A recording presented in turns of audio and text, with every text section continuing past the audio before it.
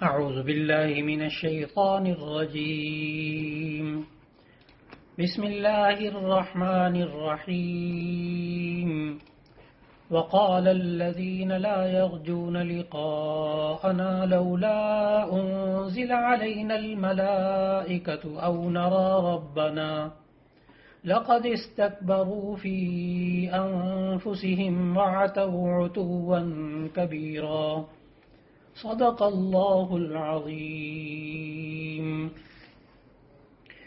قرآن حکیم کے مضامین کے سلسلے میں آج ہم پارہ نمبر 19 کا مطالعہ کر رہے ہیں۔ 18ویں پارے کے آخر میں سورہ فرقان کا آغاز ہوا تھا۔ سورہ فرقان کے 2 رکوع 18ویں پارے میں ہیں اور باقی سورت کا حصہ 19ویں پارے میں ہے۔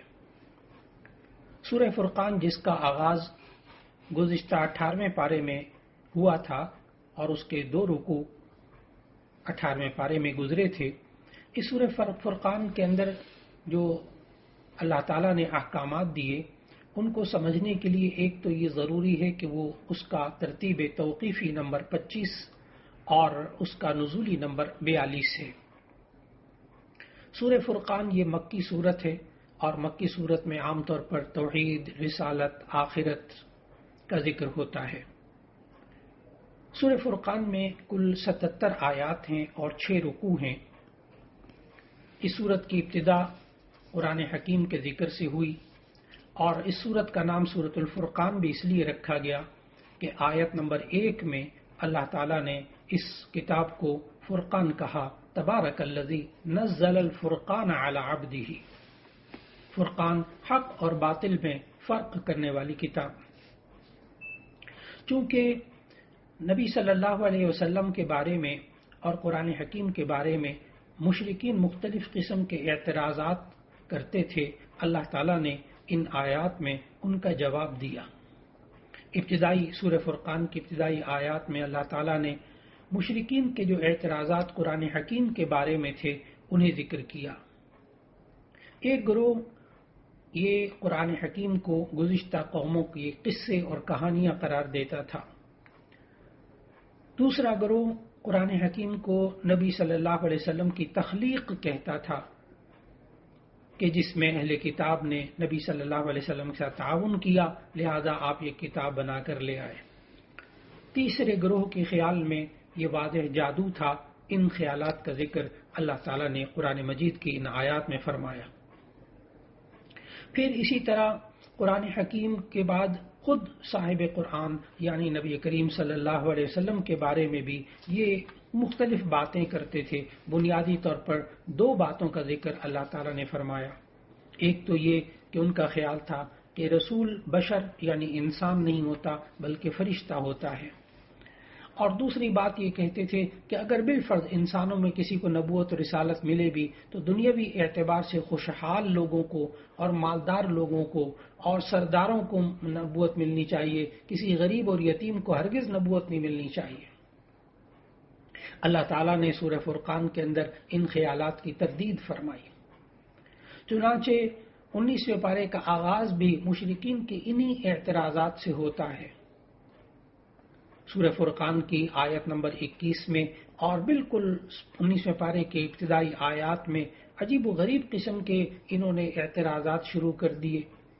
ایک تو پہلی آیت 19ویں پارے کی پہلی آیت میں وہ کہنے لگے کہ یہ ہم پر فرشتے کیوں نہیں نازل کیے جاتے۔ پھر انہوں نے کہا او نرا ربنا، ہم اپنے پروردگار کو کیوں نہیں دیکھ لیتے۔ اللہ تعالیٰ نے اس کے جواب میں ان آیات میں فرمایا کہ تھوڑا سا انتظار کر لو، فرشتوں کو یہ مشرکین اس وقت دیکھ پائیں گے جب ان کی روحیں قبض کرنے کے لیے وہ فرشتے آئیں گے، لیکن جب یہ فرشتوں کو اس وقت دیکھیں گے تو ان کے لیے کوئی خوشخبری نہیں ہوگی، اس وقت گزر چکا ہوگا۔ اور نبی صلی اللہ علیہ وسلم نے بھی ہمیں سمجھایا، اللہ تعالیٰ نے قرآن مجید میں بھی سمجھایا کہ دیکھو تم اللہ کو اپنی ان آنکھوں سے دنیا کے اندر کبھی نہیں دیکھ سکتے، اس کے دیکھنے کی تم تاب بھی نہیں لا سکتے۔ ہاں تم آج اللہ کے احکام کو مانو، اللہ تعالیٰ آخرت میں جنت کی نعمتوں میں سے اہم ترین نعمت دیدار خداوندی عطا فرمائے گا۔ پھر اللہ تعالیٰ نے اس کے بعد کی آیات میں سمجھایا کہ اعمال کی قبولیت کے لیے بنیادی شرط یہ ہے کہ انسان اللہ پر ایمان رکھتا ہو. لیکن اگر کوئی انسان اللہ پر ایمان نہیں رکھتا لیکن اچھے کام بظاہر اچھے کام کرتا ہے تو ایسی صورت میں وہ اعمال ضائع ہو جائیں گے اور وہ کسی کام نہیں آئیں گے. پھر اس کے بعد اللہ تعالیٰ نے رسول اللہ صلی اللہ علیہ وسلم کی یہ بات نقل فرمائی کہ نبی صلی اللہ علیہ وسلم اللہ کے رسول اللہ سے شکایت کریں گے یہ میرے رب میری قوم نے قرآن کو چھوڑ دیا تھا. یہ قرآن کو چھوڑنے کے بارے میں مفسرین نے مختلف امور ذکر کیے کہ قرآن چھوڑنے سے کیا مراد ہے.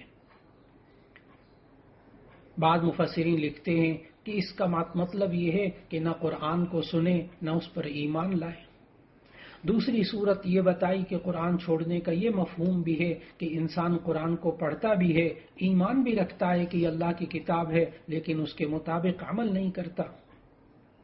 تیسری صورت یہ بتائی مفسرین نے قرآن کو چھوڑنے کے بارے میں کہ قرآن کے مطابق باقی زندگی تو گزارتا ہے لیکن زندگی کے معاملات اور تنازعات میں یہ اسے فیصلہ کرنے والا نہیں بناتا، یعنی اپنے زندگی کے فیصلوں میں معاملات کے فیصلوں میں قرآن کے مطابق فیصلہ نہیں کرتا. چوتھی صورت مفسرین نے یہ بتائی کہ قرآن حکیم کے معانی میں غور و تدبر نہ کرنا یہ بھی قرآن کو چھوڑنے کا معنی ہے. اور پانچویں مفسرین نے یہ بات بتائی کہ یہ انسان اپنے باطنی امراض کے لیے قرآن حکیم سے شفا حاصل نہ کرے تو ایسی صورت میں یہ بھی قرآن حکیم کو چھوڑنا مراد ہے. پھر اس کے بعد کی آیات میں اللہ تعالیٰ نے مشرکین کے مزید اعتراضات کو ذکر کیا کہ جیسے تورات اور انجیل ایک دم نازل ہوئی تو منکرین یہ کہتے تھے کہ قرآن ایک دفعہ کیوں نہیں نازل ہو جاتا. اللہ تعالیٰ نے قرآن حکیم کے تدریجاً نازل کرنے کی کئی حکمتیں پوشیدہ رکھی ہوئی تھیں. اس قرآن حکیم کو تاکہ حفظ کرنا آسان ہو جائے، اس کے معنی کا سمجھنا آسان ہو جائے، احکام پر ضبط کرنا آسان ہو جائے اور اس کے بعد اس پر عمل کرنا بھی آسان ہو جائے. لیکن اللہ تعالیٰ نے یہاں آیات میں ایک حکمت یہ بتا دی کہ تھوڑا تھوڑا قرآن نازل کرنے کا مقصد یہ تھا کہ آپ صلی اللہ علیہ وسلم کا دل مبارک قلب مبارک نور قرآن سے منور ہوتا رہے اور اس سے نبی صلی اللہ علیہ وسلم کو روح کی غذا اور دل کی تقویت حاصل ہوتی رہے. پھر اس کے بعد ایک تیز بارش کی مثال دیتے ہوئے اللہ تعالیٰ نے فرمایا کہ یکا یک برسنے والی تیز بارش یہ بسا اوقات کھیتی کو تباہ کر دیتی ہے، لیکن مناسب وقت تک بتدریج آہستہ آہستہ زمین پر بارش ہونے والی وہ زمین میں جذب ہو جاتی ہے. ان اعتراضات کے بعد رسول اللہ صلی اللہ علیہ وسلم کو تسلی دینے کے لیے قوم کے حالات، قوم نے جس طرح نبی صلی اللہ علیہ وسلم کو ستایا تو اللہ تعالیٰ نے نبی صلی اللہ علیہ وسلم کو تسلی دینے کے لیے حضرت موسیٰ، حضرت ہارون، حضرت نوح، حضرت ہود، حضرت صالح علیہ السلام کی قوموں کا ذکر کیا. پھر اس کے بعد اللہ تعالیٰ نے اس سورہ فرقان کے آخر میں آیت نمبر 63 سے آیت نمبر 74 تک عباد الرحمن کی صفات بتائیں کہ جو اللہ کے نیک بندے ہوتے ہیں ان کے اندر کیا کیا خوبیاں ہوتی ہیں. اس صورت فرقان کے آخر میں اللہ تعالیٰ نے عباد الرحمن کی 13 خصوصیات بتائی ہیں اور ان 13 خصوصیات کا تذکرہ کرتے ہوئے اللہ تعالیٰ نے ارشاد فرمایا کہ سب سے اہم نمبر 1 تواضع ہوتی ہے. جو رحمان کے بندے ہوتے ہیں ان کے اندر عاجزی ہوتی ہے. نمبر 2 جاہل لوگوں سے اعراض کرنا چاہیے جب وہ انسان سے الجھنے لگے. نمبر 3 راتوں کو نماز اور عبادت میں وقت گزارنا چاہیے. یہ عباد الرحمن ہوتے ہیں، رحمان کے بندے ہوتے ہیں. نمبر 4 جہنم کے عذاب کے خوف سے پناہ مانگنے والے ہوتے ہیں. نمبر 5 خرچ کرنے میں اعتدال کرنے والے ہوتے ہیں، نہ فضول خرچی کرتے ہیں نہ کنجوسی کرتے ہیں. اور 7ویں خوبی عباد الرحمن کی یہ بتائی کہ وہ شرک سے اجتناب کرتے ہیں. 8ویں خوبی یہ بتائی کہ ناحق قتل کرتے ہیں. اور 9ویں خوبی یہ بتائی کہ وہ زنا اور بدکاری سے اپنے آپ کو بچا کر رکھتے ہیں۔ 10ویں خوبی یہ بتائی کہ وہ جھوٹی گواہی سے بچنے کی کوشش کرتے ہیں، اور 11ویں خوبی بتائی کہ بیکار کاموں سے اپنے آپ کو بچا کے رکھتے ہیں اور اللہ کی کتاب کو سن کر اس سے فائدہ اٹھاتے ہیں۔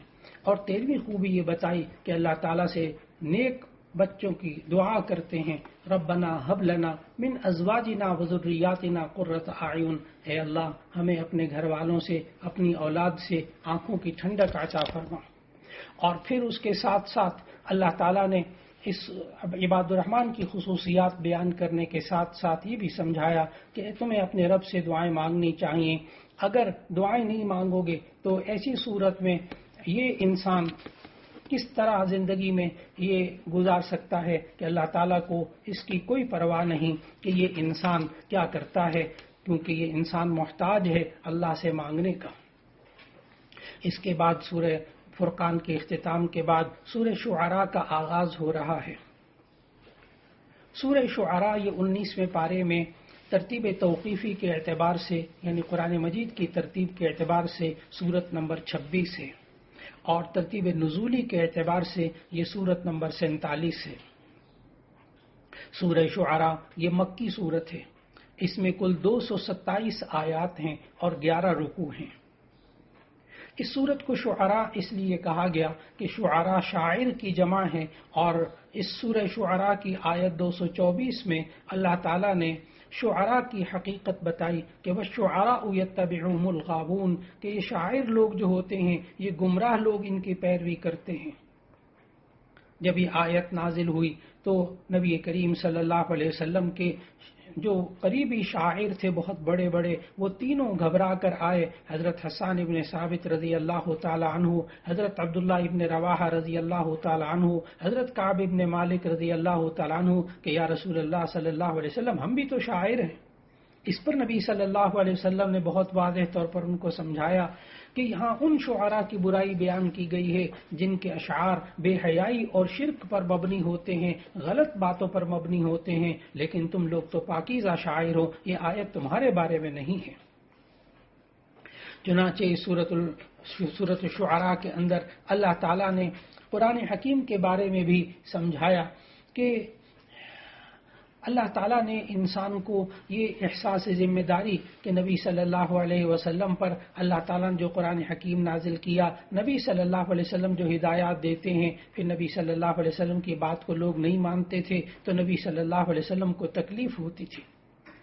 اس پر بھی اللہ تعالیٰ نے فرمایا کہ آپ کے دل میں انسانیت کی ہدایت کا درد ہے، گویا کہ ایسا لگتا ہے جیسے آپ کی جان ہی لے لے گا۔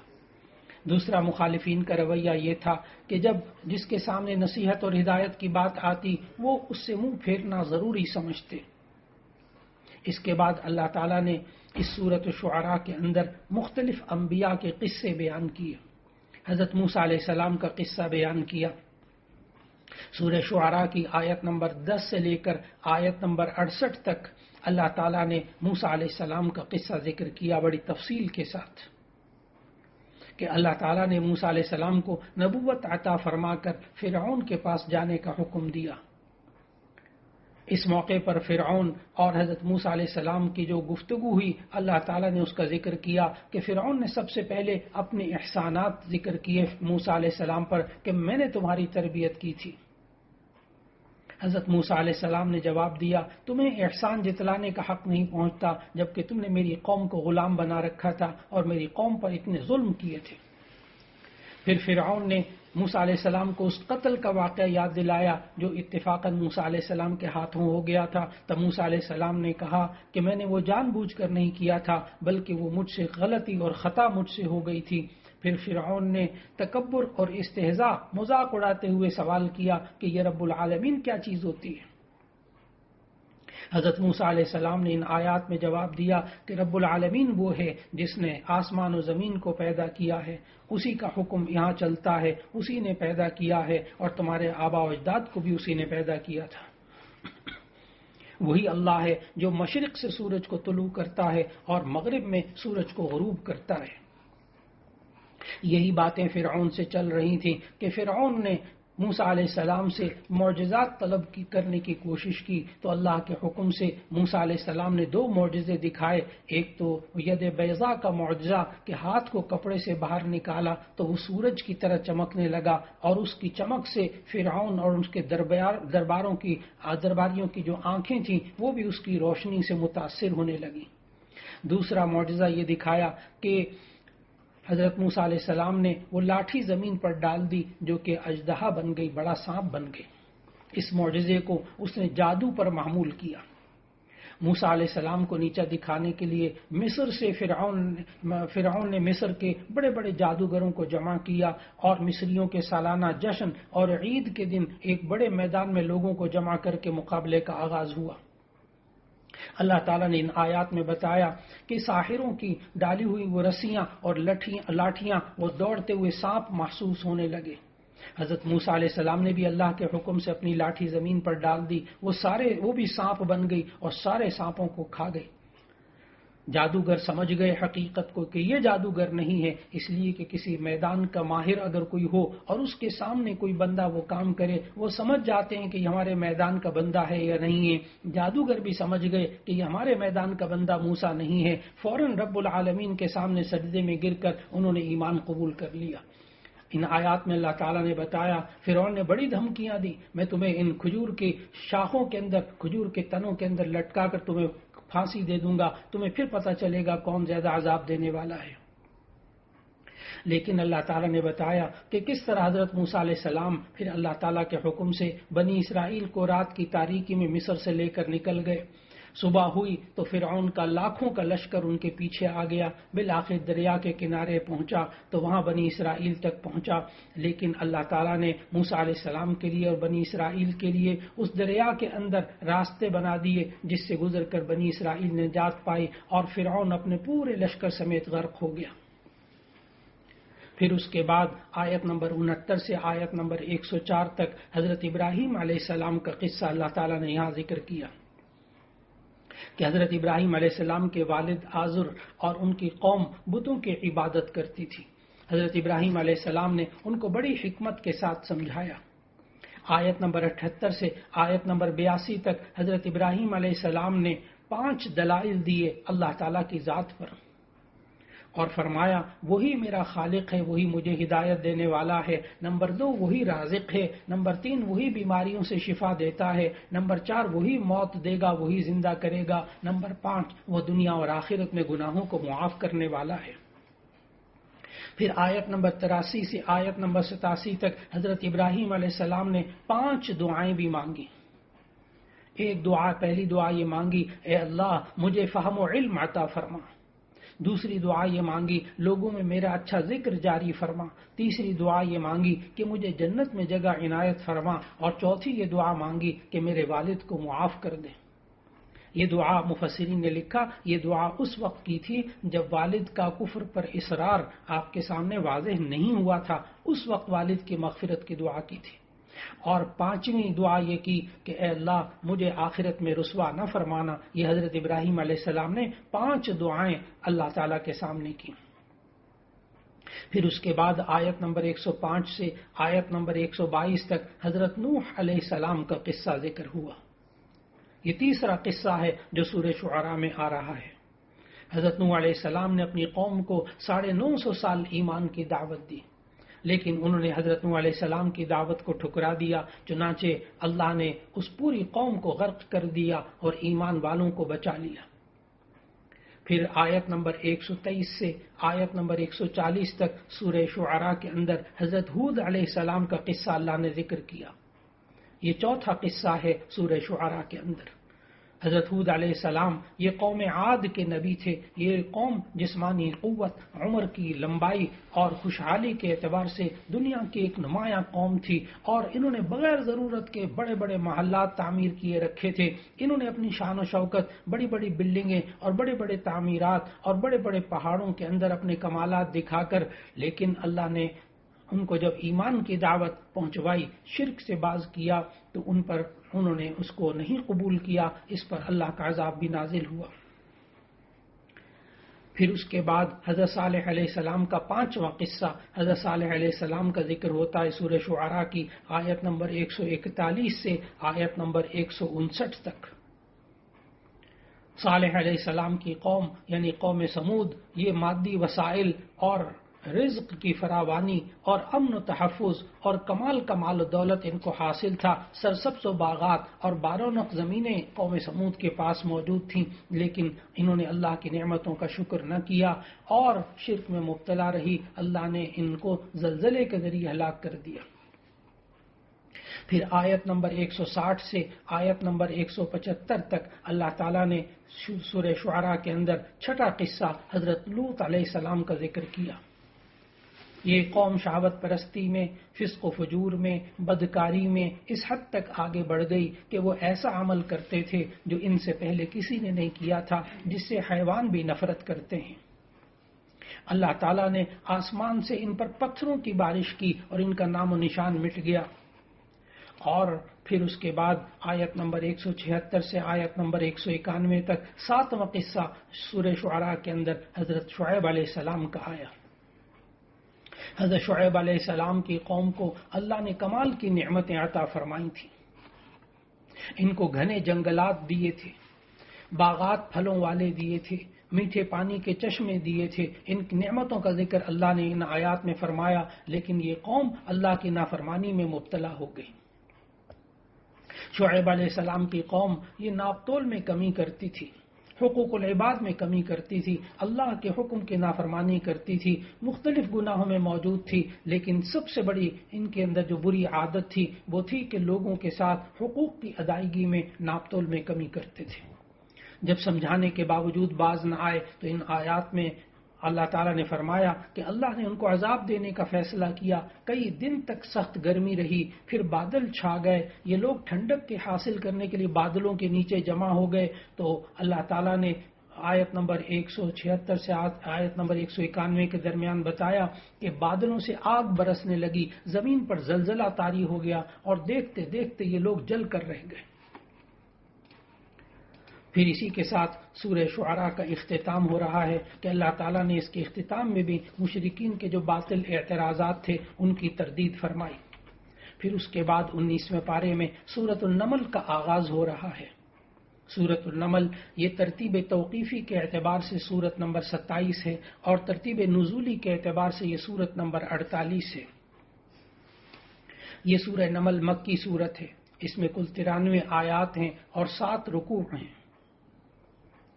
اس سورت کا نام سورہ نمل اس لیے رکھا گیا کہ نمل عربی زبان میں چیونٹی کو کہتے ہیں، چونکہ اس سورت نمل کے اندر آیت نمبر 18 میں چیونٹی کا ذکر ہوا ہے سلیمان علیہ السلام کے واقعے میں، اس لیے اس سورت کا نام سورۃ النمل رکھا۔ سورہ نمل کی یہ خصوصیت یہ بھی ہے کہ یہ ان 3 سورتوں میں سے ہے جو جس ترتیب سے نازل ہوئیں اسی ترتیب سے قرآن مجید میں موجود ہیں، یعنی آپ ترتیب نزولی نمبر اگر ذہن میں رکھیں تو سورہ شعراء، سورہ نمل اور سورہ قصص، یہ تینوں صورتیں جس ترتیب سے نازل ہوئیں اسی ترتیب سے یہ قرآن مجید میں موجود ہیں۔ اس سورت کا آغاز طاسین سے ہو رہا ہے جو حروف مقطعات میں سے ہے۔ اللہ تعالیٰ نے بتایا کہ یہ کتاب قرآن مجید ان لوگوں کے لیے ہدایت ہے جو ایمان والے ہوتے ہیں۔ اس کے بعد اس صورت میں بھی قصوں کا ذکر کیا، حضرت موسیٰ، حضرت صالح، حضرت لوط علیہ السلام کے قصوں کا مختصراً ذکر کیا، لیکن تفصیل سے ذکر حضرت داؤد علیہ السلام اور ان کے بیٹے حضرت سلیمان علیہ السلام کے قصوں کو تفصیل سے اللہ تعالیٰ نے بیان کیا۔ حضرت سلیمان علیہ السلام کے لیے اللہ تعالیٰ نے انسانوں، جنوں اور پرندوں کو مسخر کیا ہوا تھا۔ وہ سلیمان علیہ السلام پرندوں کی زبان بھی جانتے تھے۔ اللہ نے ان کے حالات ذکر فرمائے۔ ایک تو چیونٹی والی وادی کا ذکر کیا آیت نمبر 18 سے آیت نمبر 19۔ آیت نمبر 18 اور آیت نمبر 19 میں اللہ تعالیٰ نے چیونٹیوں والی وادی کا ذکر کیا کہ ایک دن حضرت سلیمان علیہ السلام کا گزر اپنے لشکر کے ساتھ چیونٹیوں کی وادی کے پاس سے ہوا تو انہوں نے سنا کہ ایک چیونٹی کہہ رہی تھی، ایک چیونٹی دوسری چیونٹیوں سے کہہ رہی تھی کہ جلدی سے اپنی بلوں میں داخل ہو جاؤ، کہیں حضرت سلیمان علیہ السلام اور ان کا لشکر بے خبری میں تمہیں روند نہ ڈالے۔ حضرت سلیمان علیہ السلام نے اس چیونٹی کے کلام کو سن لیا، چیونٹی کی اس بات پر مسکرائے اور اللہ کا شکر ادا کیا کہ اللہ تو نے مجھے بہت سی نعمتیں عطا کی ہیں، جن میں سے ایک نعمت پرندوں اور جانوروں کی بولی بھی سمجھنا ہے۔ پھر آیت نمبر 20 میں ہدہد کا ذکر ہوا کہ حضرت سلیمان علیہ السلام کے دربار میں مستقل حاضر رہنے والے پرندوں میں سے ایک پرندہ ہدہد بھی تھا۔ اس نے ایک دن حضرت سلیمان علیہ السلام کو ملکہ سبا اور اس کی قوم کے بارے میں اطلاع دی کہ وہ سورج کی عبادت کرتے ہیں۔ آیت نمبر 22 سے آیت نمبر 44 تک اس ملک سبا کے ملکہ سبا کا تذکرہ ہے جس کا نام بلقیس ہے۔ اللہ تعالیٰ نے ہمیں بتایا کہ حضرت سلیمان علیہ السلام نے خط بھیج کر ملکہ سبا کو اپنے دربار میں حاضر ہونے کے لیے کہا۔ ملکہ سبا کو اپنے مادی اسباب پر بڑا ناز تھا، لیکن جب اس نے حضرت سلیمان علیہ السلام کے محلات اور ان کا جدید ترین ساز و سامان دیکھا تو اسے اپنی قوت بڑی کمزور محسوس ہوئی، چنانچہ ملکہ سبا نے اسلام قبول کر لیا۔ حضرت سلیمان علیہ السلام کے واقعے کے بعد اختصار کے ساتھ حضرت صالح اور حضرت لوط علیہ السلام کا بھی قصہ اللہ تعالیٰ نے بیان فرمایا۔ سورہ نمل کی آیت 45 سے لے کر آیت نمبر 53 میں حضرت صالح علیہ السلام کا تذکرہ ہوا کہ انہوں نے کس طرح قوم کو ایمان کی دعوت دی تو وہ قوم دو حصوں میں تقسیم ہو گئی، بعض مؤمن تھے اور بعض کافر تھے۔ پھر اللہ تعالیٰ نے ان آیات میں بتایا کہ کافروں میں 9 قسم کے سردار تھے جنہوں نے آپس میں قسمیں کھا کر یہ طے کر لیا تھا کہ ہم رات کو اچانک حملہ کر کے اللہ کے نبی کو قتل کر دیں گے، لیکن اپنے ارادے کو عملی جامہ پہنانے سے پہلے اللہ تعالیٰ کے عذاب کی لپیٹ میں آ گئے اور ان کا نام لینے والا بھی کوئی باقی نہ رہا۔ پھر آیت نمبر سورہ نمل کی آیت نمبر 54 سے 59 تک یعنی 19ویں پارے کے اختتام تک حضرت لوط علیہ السلام کے واقعات کا ذکر کیا کہ لوط علیہ السلام کی قوموں کی آنکھوں کے سامنے ایسا اندھیرا چھا گیا اور ان کے لیے ان کے دل ایسے تاریک ہو گئے کہ وہ دنیا کی بدترین بدکاری کو اچھا سمجھنے لگے اور ان کی نظر میں وہ شخص مجرم ٹھہرتا تھا جو اس برائی سے انہیں منع کرتا تھا، اور بالکل یوں کہتے تھے کہ تم تو دقیانوسی قسم کی سوچ کے ہو، تم جدید سوچوں پر چل نہیں سکتے۔ نیکی کی راہ پر چلنے والوں کو دقیانوس اور نہ معلوم کیا کچھ کہا انہوں نے۔ یہ روشن خیال اپنے آپ کو سمجھتے تھے لوط علیہ السلام کی قوم والے لوگ، جبکہ برائی کے ساتھ دینے والوں کو ترقی پسند اور روشن خیال سمجھا جاتا تھا۔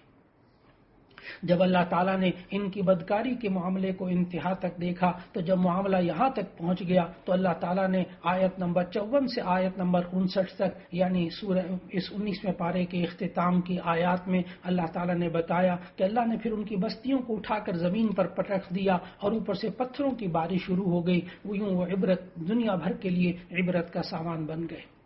اللہ رب العزت ہمیں گزشتہ قوموں کی برائیوں سے بچنے کی توفیق عطا فرمائے اور قرآن حکیم کی تلاوت کرتے ہوئے اسے سمجھ کر پڑھنے اور پھر اس کے مطابق عمل کرنے اور دوسروں تک اس کا پیغام پہنچانے کی توفیق عطا فرمائے۔ وآخر دعوانا ان الحمد للہ رب العالمین۔